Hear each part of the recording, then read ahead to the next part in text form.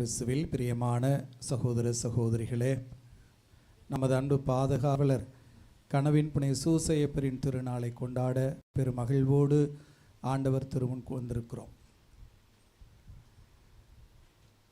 இன்று புதன்கிழமை புனித சூசையப்பரின் வணக்க நாளிலேயே அவர் திருநாளை கொண்டாடுவது கூடுதல் சிறப்பு. எனது பார்வையில் இவ்வுலகில் வாழ்ந்திருக்கிற எல்லா மனிதர்களிலும் மிக மேன்மையான மனிதராக நான் கருதுவது புனித சூசையப்பரை. The noblest man to have ever walked upon the face of the earth என்று சொல்லுவேன். உலகத்தில் வாழ்ந்த மிக நேர்த்தியான, மிக நேர்மையான, உன்னதமான ஒரு மனிதர் என்று அவரை குறித்து பேச முடியும். நோவாவை குறித்து பேசுகிற விவிலியம் பேசுகிறது. தொடக்க நூல் 6ஆம் அதிகாரம் 9வது இறை வார்த்தையில், நோவா தம் காலத்தவருள் நேர்மையானவராகவும் குற்றமற்றவராகவும் இருந்தார். நோவா கடவுளோடு நடந்தார் என்று. நோவா தன் காலத்து மனிதரிடையே குற்றமற்றவராகவும் நேர்மையானவராகவும் இருந்தார் என்று சொல்லுகிற விவிலியம் அடுத்த வாக்கியத்தில் சொல்லுகிறது, அவர் கடவுளோடு நடந்தார் என்று. கடவுள் அவரோடு நடந்தார் என்று சொல்லப்பட்டிருந்தால் அது பெரிய காரியமாக எனக்கு தோன்றாது. ஆனால் அவர் கடவுளோடு நடந்தார் என்று விவிலியம் சொல்லுகிற போது, கடவுளது கரம் பற்றி அவரது வழியில் நடந்த, கடவுளுக்கு ஏற்புடையவரான, மிக நேர்மையான, குற்றங்குறைக்கு இடமில்லாத ஒரு மனிதராக அவர் இருந்தார் என்றே விவிலியம் புனித சூசையப்பரை குறித்தும் பேசும். விவிலியம் சொல்லுகிறது அவர் நீதிமான் என்று. பழைய மொழிபெயர்ப்பிலும் புதிய மொழிபெயர்ப்பில் அவர் நேர்மையாளர். யோசேப்பு நேர்மையாளர். அவரை குறித்து ஒற்றை வார்த்தையில் விவிலியம் சொல்லுகிறது அவர் நேர்மையாளர் என்று. கடவுளுக்கு முன்னால், தன் மனைவிக்கு முன்னால், தன் மகனுக்கு முன்னால், இவ்வுலக மாந்தர் அனைவருக்கு முன்னால் நேர்மையானவராக வாழ்ந்த ஒரு பெரியவரை அவர் திருநாளை இந்த நாளில் நாம் கொண்டாடுகிறோம் என்று உணர்கிறேன். 3 காரியங்களை இந்த நல்ல புனிதர் அவரது வாழ்வில் கொண்டிருந்ததாக பார்க்கலாம். அதையே நமக்கு வாழ்க்கை பாடமாக சொல்லிக் கொடுக்கிறார் என்று நம்மால் உணர முடியும். 1, அவர் வாய் திறந்து பேசியதாக எங்குமே விவிலியம் சொல்லவில்லை. வாழ்வதற்கு வார்த்தைகள் மிக அவசியமானவை என்று நாம் நினைத்து கொண்டிருக்கிற வேளையில் வார்த்தை இல்லாமலே வாழ முடியும், அதிகம் பேசாமலே நமது வாழ்வை நேர்த்தியாக வாழ முடியும் என்று நமக்கு சொல்லிக் கொடுக்கக்கூடிய ஒரு மனிதராக அவர் இருக்கிறார். ஒரு கூச்சல் குழப்பம் மிகுந்த ஒரு பண்பாட்டில் வாழ்ந்து கொண்டிருக்கிறோம். ஒன்று நாம் பேசிக்கொண்டிருக்கிறோம், அல்லது எவரோடோ பேசிக்கொண்டிருக்கிறோம், யார் பேசையாவது கேட்டுக்கொண்டிருக்கிறோம். தொலைக்காட்சி பெட்டி இல்லாமல் இருக்க முடியவில்லை, இப்போது நமக்கு மொபைல் இல்லாமல் இருக்க முடியாது என்கிற ஒரு நிலைக்கு நாம் தள்ளப்பட்டிருக்கிறோம். அமைதியாக இருப்பதோ பேசாமல் இருப்பதோ மனித வாழ்வில் சாத்தியமில்லை என்று நமது பிள்ளைகளுக்கும் கூட சொல்லிக் கொடுத்து கொண்டிருக்கிறோம். இந்த வகையில் எப்போதுமே ஒரு அமைதியானவராக, அதிகம் பேசாத ஒரு மனிதராக அவரை பார்க்க முடியும். கிறிஸ்மஸ் நாட்களில் தஞ்சையில் இருக்கக்கூடிய ஒரு தனியார் கல்லூரிக்கு அழைத்திருந்தார்கள் கிறிஸ்மஸ் கொண்டாட்டத்திற்காக. அதில் பல்வேறு நிகழ்ச்சிகளை அந்த கல்லூரி மாணவியர் கொடுத்திருந்தார்கள். அந்த பிள்ளைகளில் பெரும்பாலான பிள்ளைகள் கிறிஸ்தவர் அல்லாத பிள்ளைகள் என்பதும் கூட எனக்கு தெரியும். ஒரு நாடகம் போட்டார்கள். இயேசுவின் பிறப்பையொட்டி எல்லா நிகழ்வுகளையும் அப்படியே தத்ரூபமாக மேடையேற்றினார்கள். அதில் பார்த்தீர்களானால் இதுவரை நான் எங்கும் கண்டிராத, ஆனால் ஒரு வித்தியாசமான ஒரு படைப்பாக அது இருந்தது. இடையர்கள் இயேசுவை காண வருகிறார்கள். அந்த காட்சி அமைக்கப்பட்டிருந்தது. சூசையப்பர் இருக்கிறார், மாதா இருக்கிறார், இடையர்கள் வருகிறார்கள். விவிலியம் எதுவும் சொல்லவில்லை, மாதாவோ சூசையப்பர் அவர்களிடம் எதுவும் பேசியதாக. ஆனால் அந்த காட்சி அமைக்கப்பட்டிருந்த விதம், மாதா பேச ஆரம்பிக்கிறார் இடையர்களிடம். எத்தனை மணிக்கு உங்களுக்கு செய்தி சொன்னாங்க, எப்படி உங்களுக்கு தெரியும், அவங்க என்ன ட்ரெஸ்ஸு போட்டிருந்தாங்க, வானதூதர்களா, அவங்க எப்படி இருந்தாங்க, கால் இருந்ததா, கை இருந்ததா, இப்படியெல்லாம் விளக்கமாக அன்னை மரியா கேட்டுக்கொண்டிருக்கிறார். அவர்களும் நீங்கள் எந்த ஊர், எந்த குளம், கோத்திரம் என்றெல்லாம் விவாதித்து கொண்டிருக்கிறார். அந்த காட்சியை எழுதியவரை நான் வியந்து பார்த்தேன், இத்தனை தத்ரூபமாக உரையாடலை நடத்தி இருக்கிறாரே என்று. அப்புறம் அவங்க போயிட்டாங்க. கொஞ்சம் நேரம் கழித்து 3 ஞானிகள் வர்றாங்க. மாதா வழக்கம் போல் ஆரம்பிச்சிட்டாங்க. நீங்கள் எந்த நாடு, எந்த மொழி பேசுகிறவங்க, எங்கேருந்து வந்தீங்க, உங்களுக்கு எப்படி இருந்துச்சு, அவங்க நட்சத்திரத்தை பார்த்தோம், அந்த நட்சத்திரம் என்னைக்கு தோணுச்சு, காலையில் தோணுச்சா சாயங்காலம் தோணுச்சா, இப்படி என்றெல்லாம் சொல்லி கொண்டிருந்தாங்க. அவங்க ஏரோதுக்கிட்ட போனதை, ஏரோது என்ன சொன்னார் போனது என்றெல்லாம் பெரிய உரையாடலே நடந்தது. அந்த காட்சியை பார்த்தவுடன் மனதில் தோன்றியது, நாடகத்தில் கூட இவங்க சூசேப்பரை பேச வைக்கலையே அப்படின்னு சொல்லிட்டு, பைபிளில் தான் பேசுனதாக சொல்லலை, நாடகத்தில் கூட மாதாவை அவ்வளோ பேசுவதாக சித்தரித்திருந்த அந்த கதை அமைப்பாளர், நாடக எழுத்தாளர் சூசேப்பருக்கு ஒரு வார்த்தை கூட கொடுக்கல என்பதாக நினைத்து கொண்டிருந்தேன். சூசேப்பர் என்றாலே நமது மனதில் பதிந்திருக்கிற ஒரு புரிதல், அமைதியான, அதிகம் பேசாத ஒரு நல்ல கணவர், ஒரு நல்ல தந்தை, திரு குடும்பத்தின் தந்தை, திரு அவையின் பாதுகாவலர் என்றுதான் பிரியமானவர்களே. அவரிடம் வளர்ந்த அந்த இயேசு எப்படி இருந்திருப்பார்? அவரும் அமைதியை விரும்புகிறவராக, அதிகம் பேசாதவராகவே அவரது வாழ்வும் அமைந்திருந்தது என்று நம்மால் உணர முடியும். மத்தேயு நற்செய்தி 5ஆம் அதிகாரம், பைபிள் நிறைய பேர் வச்சுருக்கிறீங்க அதனால் எடுக்கு, 5ஆம் அதிகாரம் 37வது இறை வார்த்தை. 5:37 இயேசு தன்னை சூழ்ந்திரு மக்களை பார்த்து சொல்லுவார், நீங்கள் பேசும்போது ஆம் என்றால் ஆம் எனவும், இல்லை என்றால் இல்லை எனவும் சொல்லுங்கள். இதைவிட மிகுதியாக சொல்வது எதுவும் தீயோரிடமிருந்தே வருகிறது.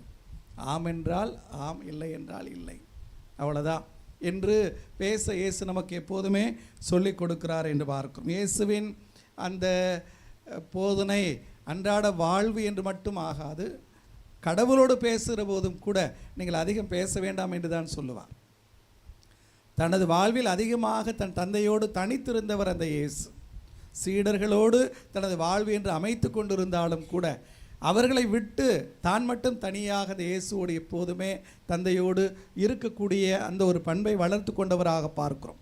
நாம் ஜெபிக்க வேண்டும், எப்படி ஜெபிக்க வேண்டும் என்று சொல்லுகிற இயேசு கூட இப்படி சொல்வார். மத்தேயு நற்செய்தி 6ஆம் அதிகாரம் 7வது இறை வார்த்தை, நீங்கள் இறைவனிடம் வேண்டும் பொழுது பிற இனத்தவரைப் போல பிதற்ற வேண்டாம், மிகுதியான சொற்களை அடுக்கிக் கொண்டே போனவால் தங்கள் வேண்டுதல் கேட்கப்படும் என அவர்கள் நினைக்கிறார்கள்.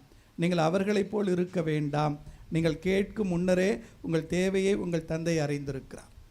இன்றைக்கு கத்தோலிக்க கிறிஸ்தவர்களும் கூட ஜெபம் என்றாலே ரொம்ப சத்தம் போட்டு ஜெபிக்கணும் என்று நினைக்கிறார். பைபிளை கடவுளுக்கு மேற்கோள் காட்டி இப்படிலாம் நீங்கள் சொல்லியிருக்கிற ஆண்டவரை என்று அவருக்கே நினைவுபடுத்தக்கூடிய மனநிலையெல்லாம் நம்மிடம் வளர்ந்திருப்பதை பார்க்கிறோம். பெரும் கூச்சல் குழப்பத்தோடு பேசுவது மட்டும்தான் உரையாடல். மனிதரோடு மட்டுமல்ல, கடவுளோடும் அதுவே உரையாடல் என்று வாழ்ந்து கொண்டிருக்கிற ஒரு உலகில் அமைதியை விரும்புகிறவர்களாக, குறைத்து பேசக்கூடிய மனிதர்களாக வாழ்வதற்கான அழைப்பு நமக்கு தரப்படுவதாகவே, இந்த திருநாளில் தரப்படுவதாகவே நாம் பார்க்கிறோம். யோவான் நற்செய்தி 14ஆம் அதிகாரம் 11வது இறை வார்த்தையில் இயேசு சொல்லுவார், நான் சொல்லுவதை நம்புங்கள், என் வார்த்தையின் பொருட்டு நம்பாவிட்டால் என் செயல்களின் பொருட்டாவது நம்புங்கள். நாம் யார் என்பதற்கான அடையாளம் நாம் பேசக்கூடிய வார்த்தைகள் அல்ல, நாம் செய்யக்கூடிய நல்ல செயல்பாடுகளே. ஆக தமது நேர்த்தியான செயல்பாடுகளால், வார்த்தைகளால் அல்ல, நேர்த்தியான செயல்பாடுகளால் அந்த கடவுளுக்கு ஏற்புடையவராக, என்னாலுமே விளங்கியவராக புனித சூசேப்பரை பார்க்கிறோம். அவரிடம் விளங்கிய எல்லா நல்ல பண்புகளும் அவரது மகனாகிய இயேசுவிடமும் முழுமையாக நிறைந்திருந்தது என்பதே நாம் காணக்கூடிய ஒன்று. இயேசு சிலுவையில் இறப்பதற்கு முன்னால் முதலில் ஏரோதுவிடம் அவரை கொண்டு செல்லுகிறார்கள். ஏரோது பல கேள்விகளை கேட்கிறான்.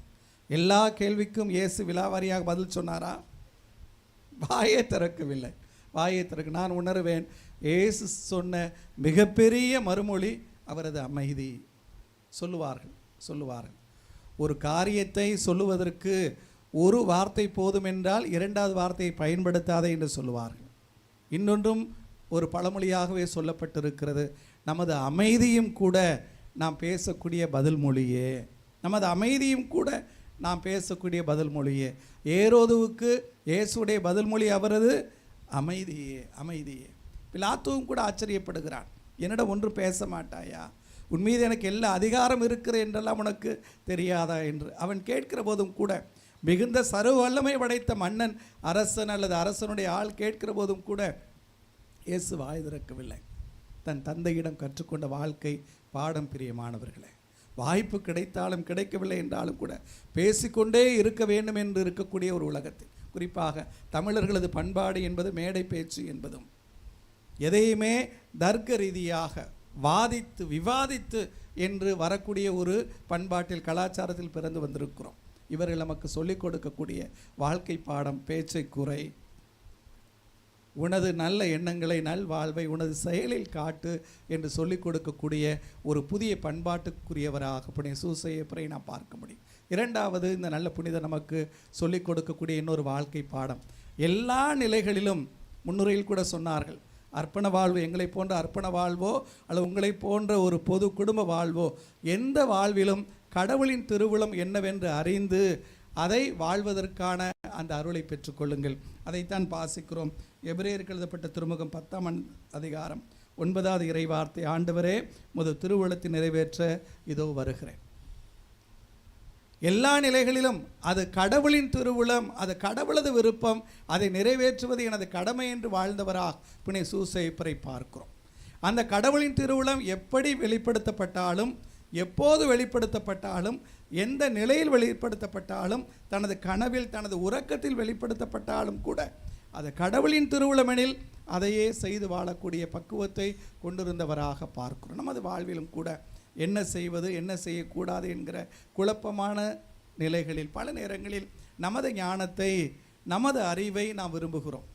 ஒரு மரபு என்று இப்படித்தான் எல்லோரும் செய்வார்கள், நாமும் செய்வோம் என்பதாக நினைக்கிறோம். ஆனால் புனித சூசையப்பர் நமக்கு சொல்லிக் கொடுக்கக்கூடிய வாழ்க்கை பாடம், எல்லா நிலைகளிலும் கடவுளது விருப்பம், கடவுளின் திருவுளம், அவர் பேசுகிற அந்த வார்த்தை, அவர் காட்டுகிற பாதை, அவர் நமக்கு கொண்டிருக்கக்கூடிய ஒரு திட்டம் என்று உணர்ந்து அந்த பாதையில் செல்வதற்கான ஒரு புதிய வாழ்க்கை முறையை புனித சூசையப்பர் நமக்கு சொல்லிக் கொடுக்கிறார் என்று உணர இந்த நாளில் அழைக்கப்படுகிறோம். பிரியமானவர்களே, எதுவானாலும் எந்த நிலையிலும் ஆண்டவரின் விருப்பம், கடவுளின் திருவுளம் என்று தேர்ந்து தெளிந்து அதில் பயணிப்பதற்கான ஒன்று. கடவுள் நமக்கு முன்னால் நின்று கொண்டு சொல்லப் போவதில்லை, இதை செய் இதை செய்யாதே என்று. ஒவ்வொரு காரியத்திலும் ஒரு அமைதியான ஒரு சூழலில்தான் புனித சூசையப்பர் அந்த உறக்கத்தில்தான் கடவுள் திருவுளத்தை தேர்ந்து கொண்டாரெனில், அமைதியான சூழலிலேயே கடவுள் நமது வாழ்வுக்கு வகுத்து கொடுத்திருக்கிற திட்டம் என்ன என்பதையும் நாம் உணர முடியும். நாம் போக வேண்டிய பாதை என்னவென்று கடவுள் அப்படித்தான் நமக்கு வெளிப்படுத்துகிறார். எப்போதும் எல்லா நிலைகளிலும் அந்த அமைதியில் அந்த கடவுளின் திருவுளத்தை தேர்ந்து தெளிந்து அதில் பயணிப்பதற்கான ஒரு புதிய வாழ்க்கை முறைக்கு புனித சூசையப்பர் நமக்கு முன் உதாரணமாக இருக்கிறார், எடுத்துக்காட்டாக இருக்கிறார். இந்த திருநாள் அப்படிப்பட்ட வாழ்வுக்கு நமக்கு அழைப்பு விடுக்கிறது என்றே உணர்கிறேன். மூன்றாவது, இந்த புனிதர் நமக்கு சொல்லிக் கொடுக்கக்கூடிய வாழ்க்கை பாடம், எல்லா விதமான சுயநலமும் நிறைந்த வாழ்க்கை முறையாகி போன நமது பண்பாட்டில் எப்போதையுமே அடுத்தவரை நினைத்து கவலைப்படு, அடுத்தவருக்காக உனது வாழ்க்கையை அமைத்துக்கொள் என்று நமக்கு சொல்லிக் கொடுக்கக்கூடிய பெரும் புனிதராக இருக்கும். சூசையப்பரது வாழ்வை நினைத்து பாருங்கள். அவருக்கென்று ஒரு வாழ்வை அமைத்து கொண்டதாக நாம் பார்க்கிறோமா? எனது வாழ்வு என்பதெல்லாம் எனக்கு மன ஒப்பந்தமான இந்த மரியாவுக்காக, அல்லது கடவுள் தமது திருவருளில் தமது மகனாக எங்களுக்கு கொடுத்திருக்கிற அந்த இயேசுவுக்காக, அவர்களுக்காகவே எனது வாழ்வு, அவர்களை தாண்டி எனக்கென்று ஒரு வாழ்வு இல்லை என்று உணர்ந்து வாழ்ந்த ஒரு பெரிய புனிதராக பார்க்கிறோம். நான் எப்போதுமே உணர்வேன், நாம் மனிதர்களாக படைக்கப்பட்டிருப்பதே மற்றவர்களுக்காகத்தான், அடுத்தவர்களுக்காகத்தான். நமது நலவாழ்வு, நமது மகிழ்ச்சி, நமது மனநிறைவு, நமது கொண்டாட்டம் என்பதற்காக அல்ல, அடுத்தவருக்கான வாழ்வையே நமது மகிழ்ச்சியாக, மனநிறைவாக, கொண்டாட்டமாக கொண்டிருக்கிறோம், அடுத்தவருக்காகவே. ஆகவே தான் நான் வழக்கமாக பெரியவர்களை பார்க்கிறவோ சொல்லுவது உண்டு, ஒரு கணவன் அல்லது தந்தை வீட்டில் இருப்பதே தனது மனைவிக்காகவும் தனது பிள்ளைகளுக்காகவும் தான். ஒரு தாய் இருப்பது தன் கணவனுக்காகவும் தனது பிள்ளைகளுக்காகவும் தான். பெற்றோர் இருப்பது பிள்ளைகளுக்காகத்தான், பிள்ளைகள் இருப்பது பெற்றோருக்காகத்தான். ஒருவர் மற்றவருக்காகத்தான் வாழுகிறோம். அந்த வாழ்வில், அத்தகைய வாழ்க்கை முறையில் எவரும் கவனிக்காமல் விடப்படுவது கிடையாது. எவர் மீதும் கரிசனை இல்லாத ஒரு வாழ்க்கை என்பது நமக்கு சாத்தியப்படாது. எல்லோரும் எல்லோரை குறித்தும் கவலைப்படுகிற, கரிசனை கொண்டிருக்கிற, அன்பு காட்டக்கூடிய ஒரு மானுட வாழ்வு தான் பிரியமானவர்களே கடவுள் நமக்கு வகுத்து கொடுத்திருக்கிற வாழ்க்கை என்று பார்க்கிறோம். எல்லா நிலைகளிலும் எல்லா விதமான சுயநலத்தையும் தாண்டி வாழக்கூடிய ஒரு புதிய வாழ்வுக்கு புனித சூசையப்பர் நமக்கு அழைப்பு விடுக்கிறார் என்றே பார்க்கிறோம். ஆக இறைவரிடம் அருள் வேண்டுவோம். இந்த அருமையான ஒரு புனிதரை, திருக்குடும்பத்தின் தந்தையான இந்த நல்ல புனிதரை திரு அவைக்கும் தந்தையாக கொடுத்திருக்கிற கடவுள் தாமே நமக்கும் தந்தையாக கொடுத்திருக்கிறார், நமது குடும்பத்திற்கும் தந்தையாக கொடுத்திருக்கிறார், நமது இந்த பங்குக்கும் ஒரு பாதுகாவலராக கொடுத்திருக்கிறார். அந்த நல்ல கடவுளுக்கு நன்றி செலுத்துவோம். அந்த நல்ல மனிதரை போலவே நேர்மையானவராக, நீதிமானாக, எப்போதும் கடவுளோடு நடக்கிற அந்த அருள் மிகுந்தவர்களாக வாழ இறைவன் நமக்கு அருள் தர வேண்டும் என ஜெபிப்போம். அமைதியில் அதிகம் பேசாது நமது வாழ்வை நேர்த்தியாக அமைத்து கொள்வதற்கான அருளை வேண்டுவோம். எப்போதும் எல்லா நிலைகளிலும் அந்த கடவுளது விருப்பம் திருவுளம் என்னவென்றே அறிந்து அதை செயல்படுத்தி வாழ்வதற்கான அந்த மேலான அருளை வேண்டுவோம். எப்போதும் நமது வாழ்வை பிறருக்காகவே அர்ப்பணித்து கொள்வதில் அத்தகைய வாழ்வில் எவ்வளவு துன்பங்கள் வேதனைகள் வந்தாலும் கூட, எவ்வளவு சிலுவைகள் என்று அவை அமைந்து போனாலும் கூட அதை உவப்போடு ஏற்றுக்கொள்வதற்கான சுமப்பதற்கான அந்த அருளை ஆற்றலை நல்ல உள்ளத்தை இறைவன் நமக்கு கொடுக்க வேண்டும் என ஜெபிப்போம்.